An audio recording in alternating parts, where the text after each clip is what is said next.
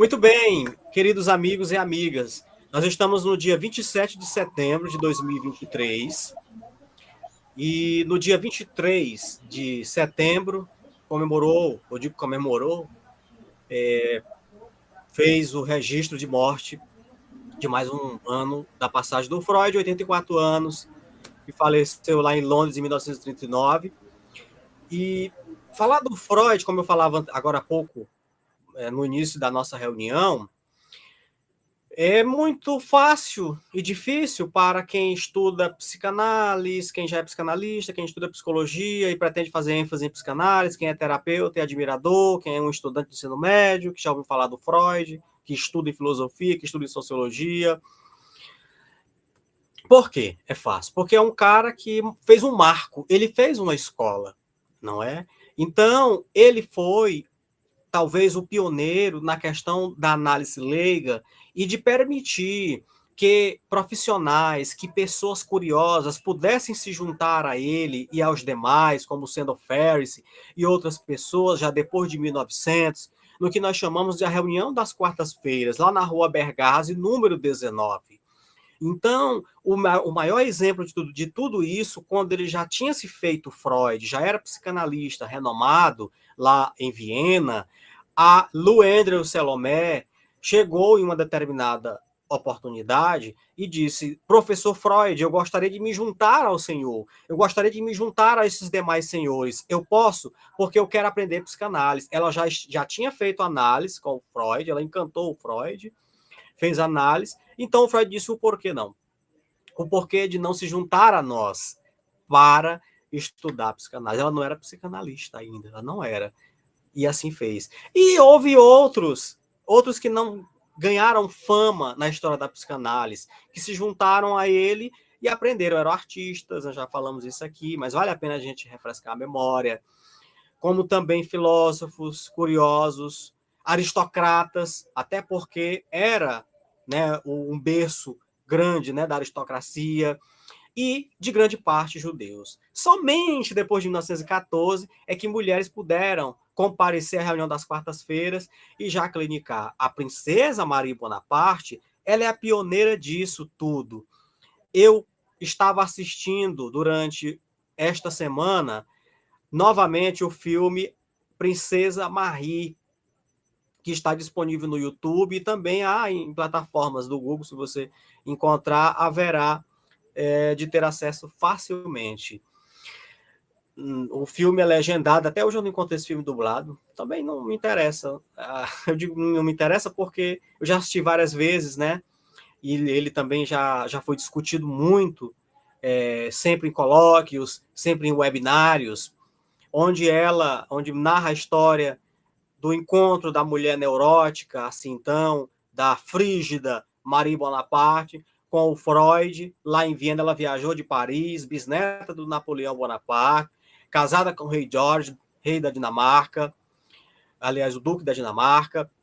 E ela vai ao encontro do Freud, o Freud resiste tudo isso, não queria papo, a sua agenda estava cheia, e ele disse: procure outra pessoa, né? Houve uma resistência grande dele, ele insistiu, ela recorre então à secretária do Freud, que era sua cunhada de Freud, no caso, né? Rapidamente, Marie Bonaparte, uma mulher encantadora que onde ela chegava já fazia, já acontecia, né? Uma mulher muito provocante, então, até mesmo depois de já se feita na lista, ela continuou com essa provocação que o Freud até então chamou sua atenção. Então, ela insistiu rapidamente, fez amizade com Ana Freud, com a Marta, e insistiram para que a Freud analisasse ela. Ela analisou.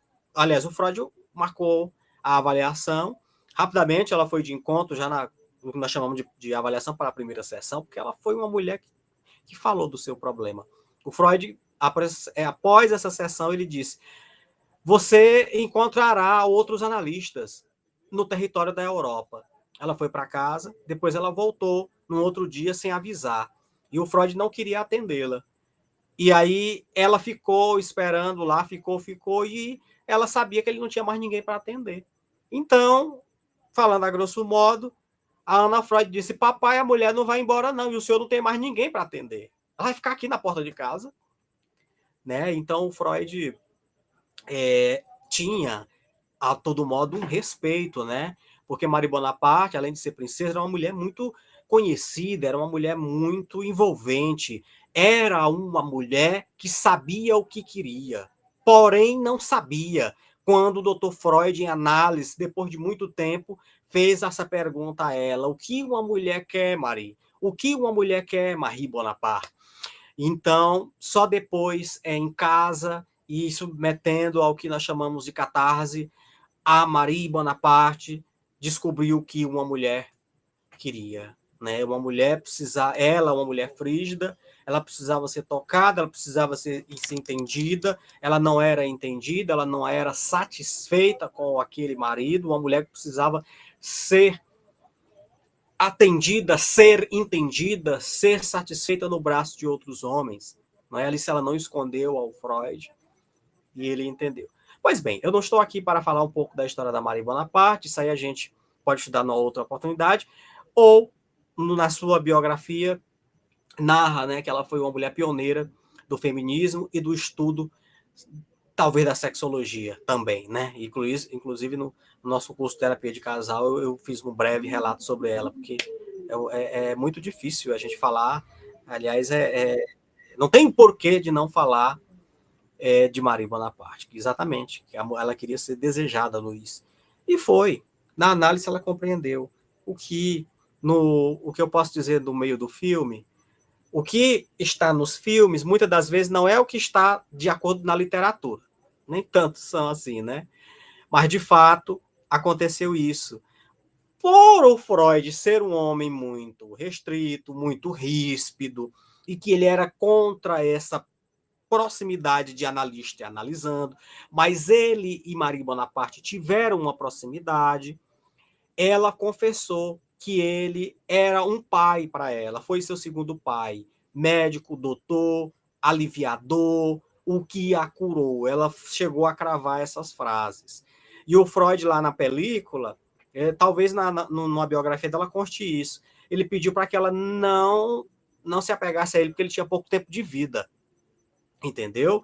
E assim mesmo ele fez um gesto de carinho, ele pegou nos braços dela, né? Ele fazia o método da associação livre no divã, né? Então ele ainda a cumprimentou. Bom, ela foi a mulher que foi a Paris, né? Que traduziu todas as obras, que investiu o cash, né? Era muito caro, né? E a mulher que eu chego já lá. O Freud pediu a ela que parasse de ir à piscina, por exemplo, e levar e estar com o seu analisando, ou encontrar um analisando na piscina e ficar de bate-papo, e de ficar em gargalhadas. Ela era uma mulher de muitas gargalhadas, nos vídeos da época a gente pode ver isso, né? Então ele pediu, e ele fez questão de relembrá-la. Marie, nós temos um código de postura da nossa profissão, entre analista e analisando, você não pode se envolver.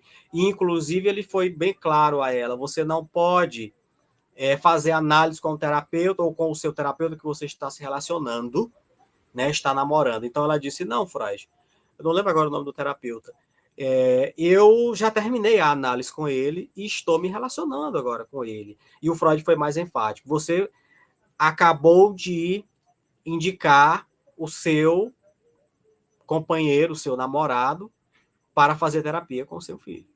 Isso é inadmissível. Mas ela foi categórica e disse, não, mas ele está se dando bem, até eles estão em sintonia e tal. Aquilo que chamava, de certo modo, de empatia, mas o Freud preferia ir pelo protocolo, né? Apesar que esse nome protocolo não cai muito bem na psicanálise. Mas ele preferia ir por esse código, como ele chamava, né? Essa proximidade, né? O que mais adiante o Sandor Ferris chamou de elasticidade, né? Técnica da elasticidade, essa proximidade, essa empatia. Né? O Freud não era muito de acordo com isso, né? Então ele chamou a atenção dela, ela replicou, ela saiu, ela ficou com raiva, mas sempre acabava aceitando no final o que ele dizia. Né? E naquela época ela ainda conseguiu vencer ele, porque o Hitler estava chegando em Viena. Hitler estava chegando em Viena, e então ela disse que ele tinha que ir embora. E o Freud disse que seria fugir, ter de fugir, e isso era um fracasso, isso era mostrar que ele estava fracassando. Mas ele sabia que tinha poucos anos de vida. Então, a Marie Bonaparte teve que recorrer a Ana e a Marta, que o Freud tinha que ir embora, ele estava muito teimoso. Então, a Marta... Ele ouvia muito a Marta. Aliás, a Marta ele não ouvia, não. Ele ouvia muito a Ana, né? Então, a Ana bateu o pé. Mas a história, a literatura nos conta que não foi porque a Marie Bonaparte disse, olha, vá embora, você tem refúgio lá em Londres, para onde você quiser ir, eu lhe levo. Vamos para Londres, depois vamos para Paris, né?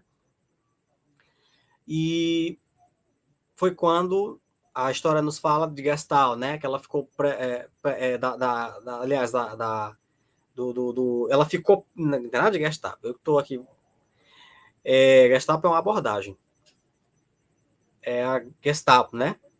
Me perdoe o nome, mas vocês sabem, né? Que fazia parte do regime, né? E ela ficou detida por horas lá, né? Então, depois, ela chegou em casa mais de 10 horas. Vale ressaltar as análises de Freud com Ana, e a Marie retrucou isso a ele. Você tratou Ana. Como você não quer que o fulano, porque é meu noivo, não pode tratar o meu filho? Então, o Freud calou, mas respondeu a ela. Disse o seguinte, Ana Freud é um caso especial, né? Até porque o primeiro namorado de Ana Freud bateu na porta quando ela tinha 18 anos, e o Freud foi que recebeu ele, por volta de... Foi muito cedo, né? Porque o Freud ele saía do gabinete 10 da noite. E o Freud atendeu esse rapaz e mandou ele embora, porque disse que ela não estava preparada, né? Pois bem, ele tratou Ana Freud, então ele a aguardava para uma sessão. Quando ela chegou, já era mais de 22 horas. E ela contou que tinha estado detida, né? E foi aí que acendeu a luz vermelha na casa dos Freud. Mas Marie foi categórica depois em falar para outros contemporâneos de Freud, e o próprio Freud escreveu isso para outros, que ele imaginava que o poder e que a ascensão e a história da família Freud fosse superior a tudo isso, e que Hitler não pudesse sequer chegar perto da casa dos Freud, que seriam intocáveis. Mas, na verdade, ele estava enganado.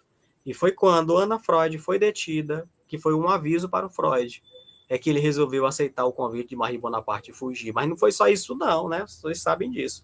Colocar a mala debaixo do braço e pegar o metrô, não.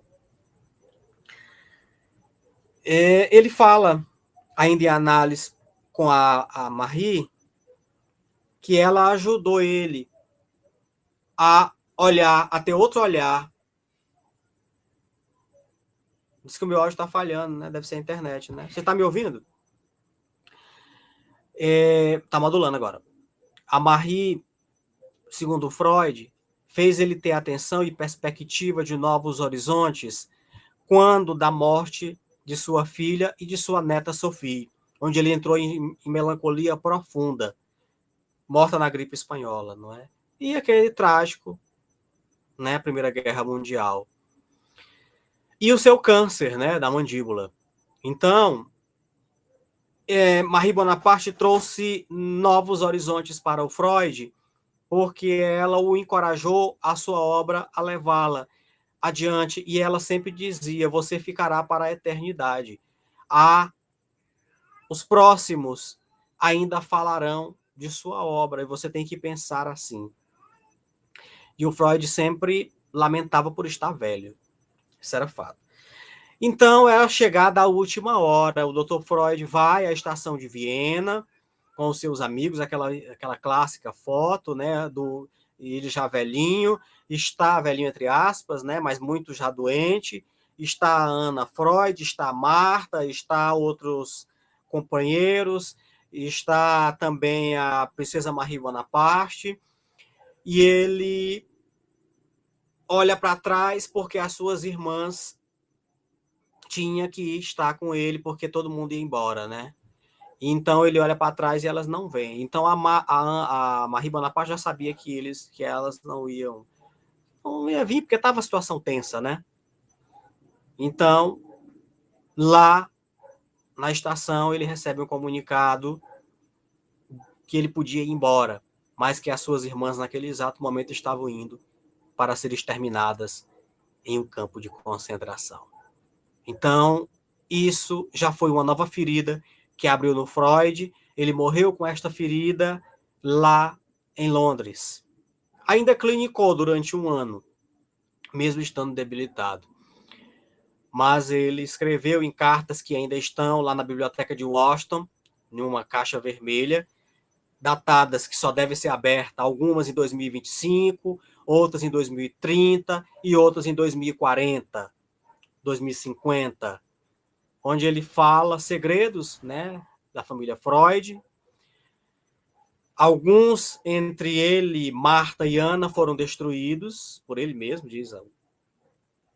Alguns, o filho do Freud, o Lucian Freud, que era o pintor, e que, inclusive, está... Ele foi que recebeu o Freud na sua primeira casa lá em Londres, né? Depois o Freud mudou para essa outra casa que até hoje é um museu, né? Que ficou para a Ana Freud. Ele entrou em melancolia profunda, mesmo ainda clinicando algumas pessoas, né? E recebendo muitas visitas ainda. Ele respirava no jardim, quando já havia estado em segurança, a Segunda Guerra ainda estava acontecendo. Depois que acabou, mas ainda ficou aquele martírio. Conta a história que alguns dos Freuds destruíram algumas cartas dele, alguns documentos, e que ele próprio chegou a dizer a Ana que havia coisas que deveriam ser levadas para o túmulo e que a humanidade não precisava mais saber àquela altura do campeonato. Ou seja, o Freud achava que ele chegou a fracassar em algumas coisas. Então, a humanidade não precisava saber disso. E tem um último documento que saiu, teve uma última carta, foi revelado em uma última maleta aí, né, que já foi para o museu, que fala, né, da sexualidade da Ana e tudo, contou, né, a história do namoro, né, que ela teve poucos namoros, e da análise, o único analista foi seu pai, e outras correspondências, outras cartas, outros documentos clínicos, né, que eu chamo de diário clínico, foram destruídos, né, que fala de Ana, né. Outros ainda estão perdidos por aí, né, pelos Estados Unidos. E eu pesquiso muito sobre a vida dos Freuds. Eu ainda encontrei a Bela Freud. A Bela Freud está viva, né? Ela deve ter seus 90 anos, né? A tataraneta do Freud, né? Tem um Instagram dela aí. Tem a Bela e tem uma estilista, né? Tem uma tataraneta dela, que ainda é jovem, né? Que é uma grande estilista. Tem também uma bisneta do Freud, que ainda é viva também, né? Mas eu não sei se esse povo mexe em rede social. Ainda tem, né? Mas já tão velhinha, né, bichinha? Enfim, eu só sei que os Freud da segunda geração deram fim a alguns documentos dele, né? E outros ainda estão para ser abertos. Eu não sei se eu vou estar ainda aqui para ver, para ler isso aí, não sei. Vai ficar para a Sara, que é a minha filha, ler ainda esse documento dele, quando for aberto na biblioteca de Washington.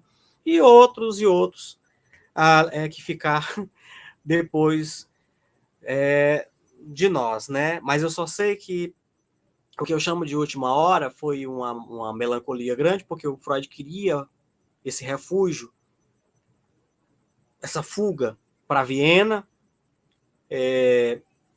com as suas irmãs, e não foi possível, elas foram mortas, né? Assim como outros historiadores da época também, judeus, tiveram suas irmãs mortas, eles também foram mortos, e ele conseguiu fugir, né? Com a ajuda de Marie Bonaparte. Mas também a gente encontra no filme A Tabacaria, onde há essa resistência do Freud também, de não querer ir embora. E lá, o personagem, um jovem, ele diz: professor, só tem que ir embora daqui esta noite.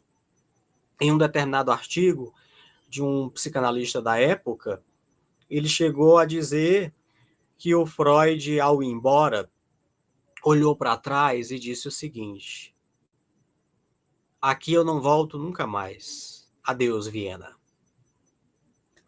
Foi mais ou menos isso que ele disse. Então, o que o Freud representa no contemporâneo? Né? Eu sempre volto ao começo, porque ele é o contemporâneo, ele está na idade contemporânea, não é? Então, quando nós começamos a ler sua obra, a gente vê um cara médico, neurologista, que teve todo o motivo do mundo, se quisesse continuar médico, mas não quis, se quisesse continuar psiquiatra, não quis, cientista, primeiro cientista não quis, aí foi para neurologista, antes disso começou, né, a olhar a questão de secar animais, o sexo das enguias e tal, depois quis sair do laboratório, né, através de outros professores que enxergaram nele o potencial científico, né, então teve toda aquela teimosia, mas ao mesmo tempo um homem que sabia o que estava fazendo quando ele resolveu escrever livros como O Mal-Estar na Civilização, mas antes do Mal-Estar na Civilização, Totem e Tabu, de 1915, né, nesse duelo com a religião,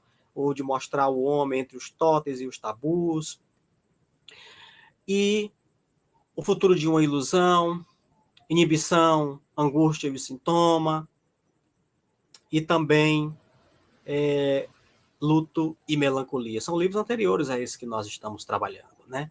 E tantos outros artigos, né? Tem hora que a gente observa o que eu chamo de segunda fase, talvez segunda fase da vida, porque depois dos 30 anos de idade, é o que fala na sua biografia, ele se dedicou 24 horas à psicanálise, não é? Ele não queria mais saber de outra coisa, né? Ele tinha apenas um intervalo do almoço, voltava a atender à tarde, as folgas de ir na tabacaria, comprar charutos, no horário de 18 até 20 horas, ler jornal e passear na famosa Praça do Centro lá de Viena, e depois voltar para o seu consultório e terminar os seus pacientes que faltava nessa fase agora de 20 horas, e isso nas quartas-feiras, né? E às 22 horas, sessão com a Ana Freud, mas tinha um dia, né? Também. Depois da sessão, ele ia escrever, né? Ia dormir por volta de meia-noite, 1h da manhã. Foi assim até o fim da vida. E a Marta chegou a dar essa declaração, isso já foi revelado agora, né? Isso já foi depois da época 2000 para cá, né? Que eu li. Aliás, eu não tenho curiosidade de ler esse livro que essa senhora escreveu, o livro Madame Freud, mas eu li uma resenha e vi alguns comentaristas e algumas mulheres, vi mais foi mulher, mas eu percebi que essas mulheres levam mais para o lado feminista. A Marta chegou a dar essa declaração, é verdade. Ela disse: eu nunca me interessei pelo que meu marido escreveu. Eu nunca li uma linha do que ele escreveu.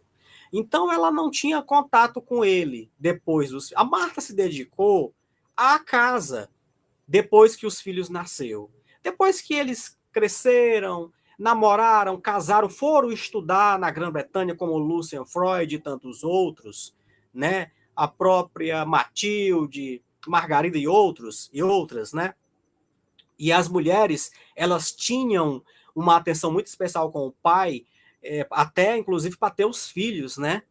A própria Sophie, não sei se foi a Sophie, não. Não, meu Deus, quem foi? Matilde. Ela pediu autorização, essa autorização entre aspas, do Freud para ter o segundo filho, né?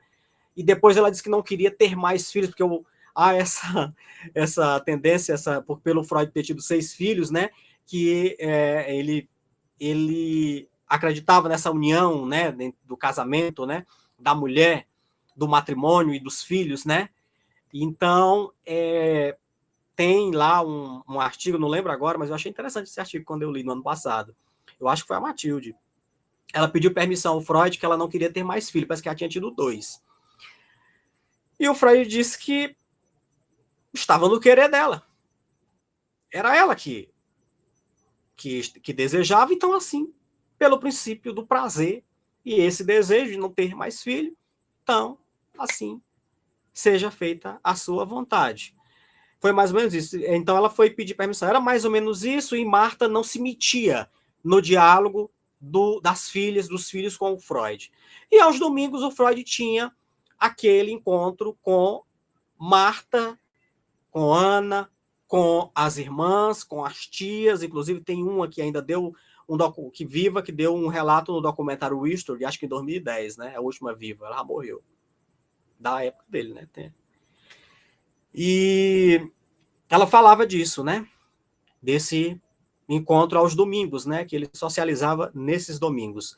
Depois que o pessoal cresceu, a casa ficou vazia. Eu acredito que Marta ficou mais solitária, é evidente, mas Ana ficou dando esse suporte à mãe.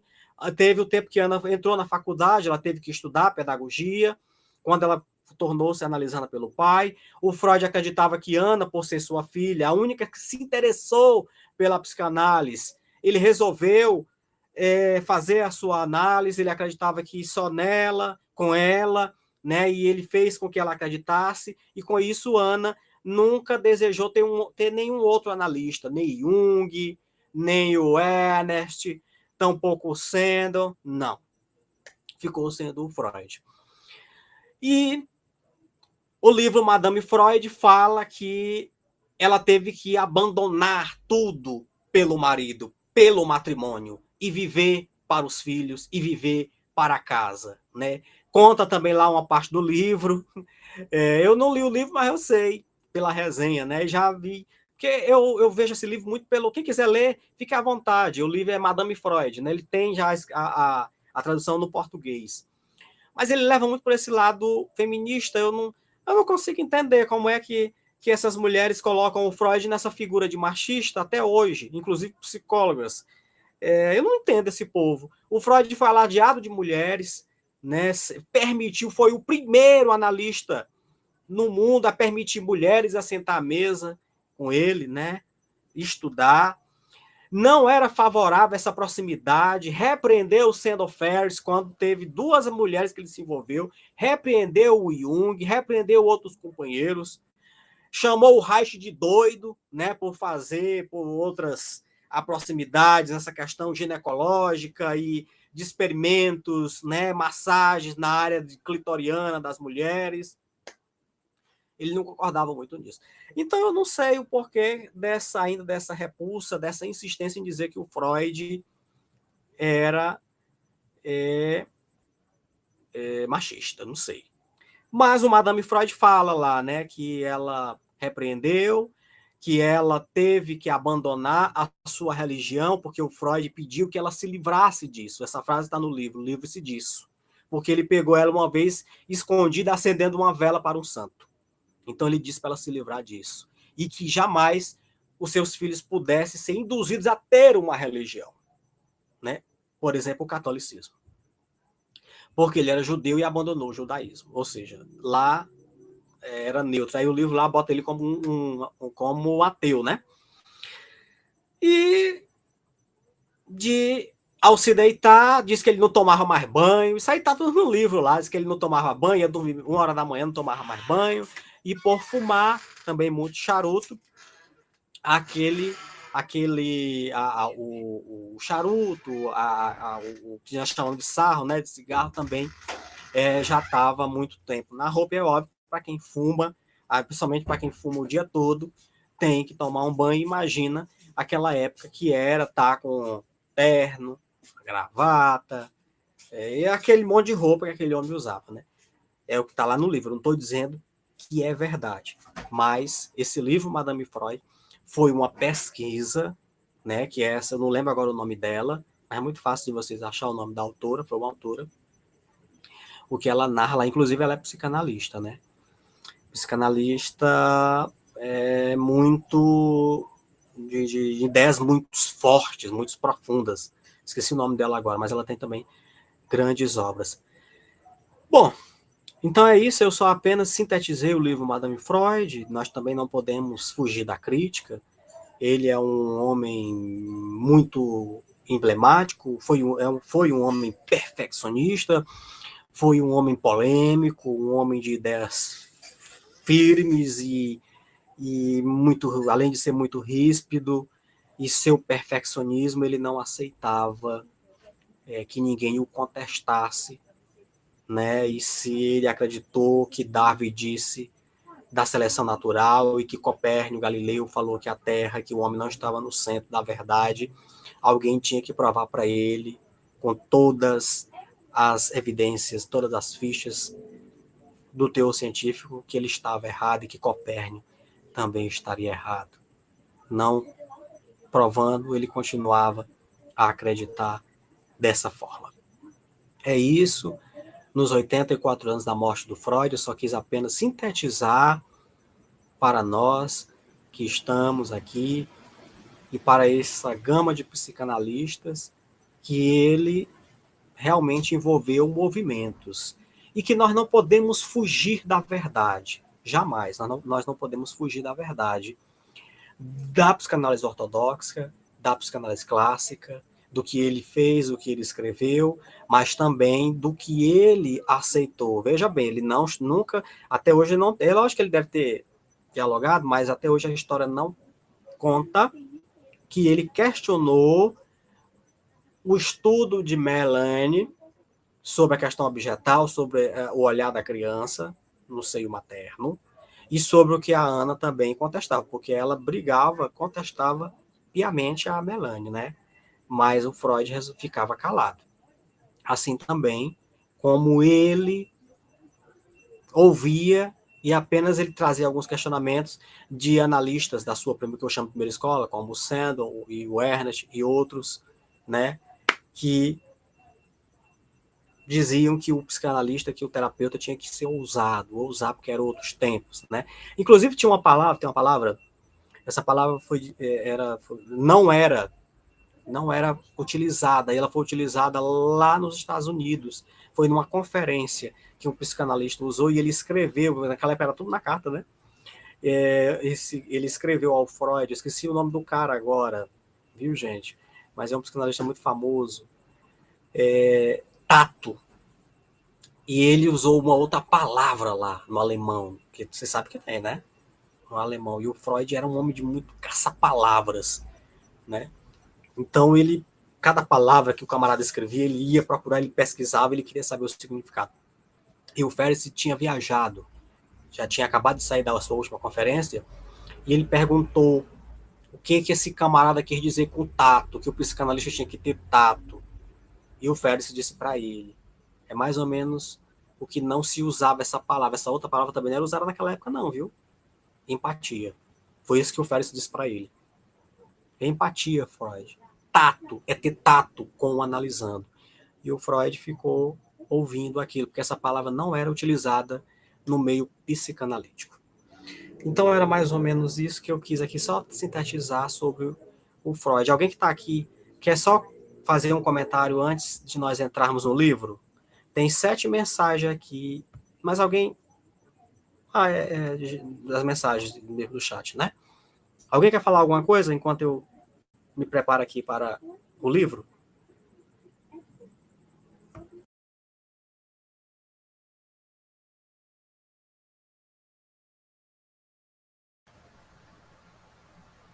Wagner, a pergunta que eu fiz aí foi a questão das. Tu disse que ainda tem cartas a serem abertas do Freud.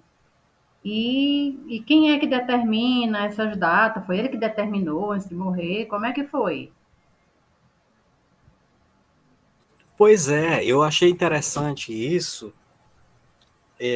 quando eu li, inclusive foi no ano passado, sobre essas cartas, porque chegaram datadas, foram Uhum. datadas, e elas estão em poder da biblioteca de Washington, e é óbvio que foram os Freuds que deixaram lá. Eu acredito que, nesse contexto, outros pertences, outros documentos, não só de Freud, mas como de outras pessoas no Brasil, devem estar lá e não podem ser retiradas, assim dizer, não, isso faz parte do espólio freudiano e eu vou recorrer. Essas cartas têm datas lá, inclusive algumas cartas de correspondência entre Ana e o Freud foram reveladas e algumas até em livros, em estudos interpretativos e até mesmo publicados na web como tem, já foi no ano 2000 para cá. Da década de 90 ou antes do ano 2000 não tem nada, a não ser o que foi publicado em livros e o que já tinha. Mas do ano 2000 para cá foram publicadas algumas correspondências. E aqui e acolá a gente vê matérias que saem na mídia. Cartas do Freud, cartas reveladas. Mas é muito difícil a gente encontrar. Então eu vi. Mas é porque tu diz que tem cartas ainda para serem abertas, né? Sim, para serem abertas na Aí quem biblioteca de Washington. decide é a família abrir, como é que é? É o que está datado lá no. Diz que são caixas vermelhas. Ó, Ah, tem uma notícia que saiu no estado de Minas em 2015 e diz: cartas inéditas de Freud são encontradas na Argentina. Isso. Editora francesa publicará carta inédita do Freud. Isso aqui foi 8 de julho de 2023. Aliás, 22. Cartas aos filhos, testemunho que Freud tinha muita tolerância com tudo. Isso aqui foi de 2021. As cartas de Einstein e Freud, essas aqui já foram publicadas, né? uhum. Então, pelo que eu já li, dizem que são cartas que estão em caixas vermelhas. Quando eu vi essas caixas vermelhas, ô Fátima, que eu não cheguei a ver fotografias, mas você chamou a atenção para eu fazer mais uma pesquisa sobre isso, vou me dedicar. Recentemente foi publicada uma matéria aí que foi disponível mais de 2.000 documentos do Freud e psicanálise para download. Eu vou fazer uma pesquisa porque quando lembro de caixa vermelha, eu me lembro da época da rainha, quando um rei, né, abdicava ou quando passava, né, para um outro, é uma caixa vermelha e aquilo tem os pertences, tem documentos oficiais que não podem ser jogados fora, ou que, porventura, como até hoje rola em impérios por aí, que ficou subordinado a um império, e quando tem gente que luta, aquele país luta, aquela nação, para recuperar aqueles pertences. Então, quando falou desses documentos, eu me lembrei dessas caixas. Eu acredito que sejam caixas nesse estilo. E elas não podem ser arrebentadas. Tem o Museu Freud, né, esse museu, que tem pertence dele até hoje, lá em Londres, e tem o de Viena. Falei com um viajante que foi agora no ano passado em Viena, e ele disse que esteve lá, e eu perguntei, ele me mostrou várias fotos no meu Instagram, de o que é que tem lá, meu irmão? Aí ele me mostrou, olha, tem isso aqui. O divã do Freud, eu sei que ele viaja muito, eu não sei se agora parou em algum lugar. O Sério? divã que é de Viena, né? Ele também foi. Porque quando o Freud foi para Londres, depois ele teve em Paris, e essa casa que agora é o museu, ele não já foi no final da vida. Antes disso, ele ficou numa outra casa que foi do filho dele, né? Esse filho que já morava lá no Reino Unido e que ficou com grande parte de muitos achados no Freud. Ele entregou no final da vida algumas coisas para Ana. Então, lá no museu de Viena, tem a casa, né? Lá tá fechado, tem algumas coisas, inclusive dinheiro do Freud ainda está em Viena, porque foi confiscado pelo Império do Hitler. Né? Ele não declarou, ele teve que tinha dinheiro na casa, então ele não pôde ir embora com aquele dinheiro, não. Ou seja, ele foi embora ainda com economias, com dinheiro da Marie Bonaparte. Ele Muita história, teve, né? pois é. Foi concordado dele ir embora. Primeiro disseram que as irmãs podiam ir, e aí veio essa outra comunicação, mudança de plano, é permitido você ir, só não suas irmãs. E a sua mobília, a sua bagagem vai atrás. E foi, né? Foi, mas o dinheiro não foi. E acredito que outras coisas ficaram lá, né? Porque eles deixavam fechado, né? A gente vê muito isso em filmes também. A história conta que muitas residências, muitas mobílias de muitos judeus, de muitas pessoas que viveram, que sobreviveram à guerra e que de outros que ficou para antepassados, para herdeiros e tudo, eles não mexiam, não. Né? Assim, eles não destruíam. Eles chegavam a destruir alguns pertences, sim, de algumas pessoas, mas que que eram resistentes, né? Mas quem não era resistente, não. O Freud já não saía mais de casa quando eles ganharam as praças, né? Já não era mais permitido ele sair. Até próximo, já em junho de. Foi em junho, né? Que ele fugiu, de 38. Ele ficou em casa, né? Eles chegaram, aí quando ele foi embora no dia seguinte, as tropas tomaram de conta de tudo, né? Os imóveis que estavam fechados já estavam fechados. Nessa altura do campeonato, a residência de Viena lá estava já fechada, né? Então o que ficou lá, ficou. Quando terminou a Primeira Guerra, a Segunda Guerra, creio eu que Ana voltou a Viena, né? O pai já não estava mais vivo, ela pôde voltar, né? Muita gente pôde voltar, né? Eu pesquiso material fotográfico da Ana Freud, a gente encontra muito material dela fotográfico, ela velhinha, né? Inclusive tem um vídeo dela de 90 lúcida. Tem no YouTube também, ela falando, fazendo material, muitos vídeos do pai mostram. Mas do desenvolvimento dela, assim, eu não encontrei ainda, né? Entendi.